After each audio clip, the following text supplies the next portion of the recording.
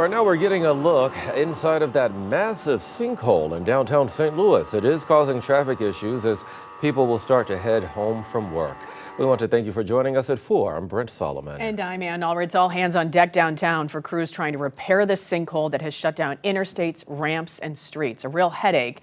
It opened up Saturday morning near Broadway and Biddle under the I-44 overpass.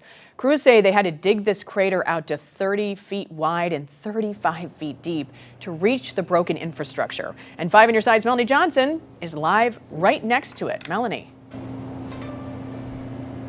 Yeah, we're live right next to that 30-foot sinkhole where you can see underneath what's inside. This massive hole shows you the 100 years of aging infrastructure the city says caused this to happen. Look at this water main, just one of the examples of the aging skeleton St. Louis sits on. Today makes day 4 of around-the-clock repairs of this massive sinkhole. The hole now 30 feet deep as crews have widened it to work and bring in equipment. The water department inviting 5 on your side underground to see the progress, exposing old water mains and infrastructure dating back 100 years. The deputy commissioner says the sinkhole began with a water leak at North Broadway and Biddle. Hours later, the street caved in.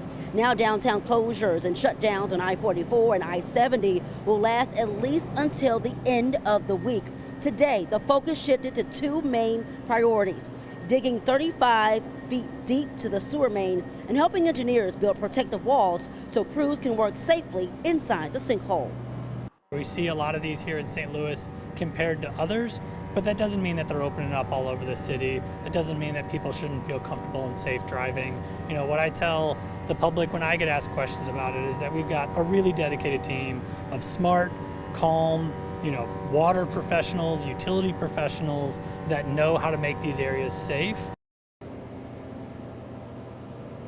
You can still hear and see crews behind me working. They've been working around the clock since it started over the weekend. Now, there is no timeline or time frame when these major road closures will reopen. We're hearing it could go until late next week. But coming up at 5, we hear from commuters going through this rush hour traffic following this sinkhole.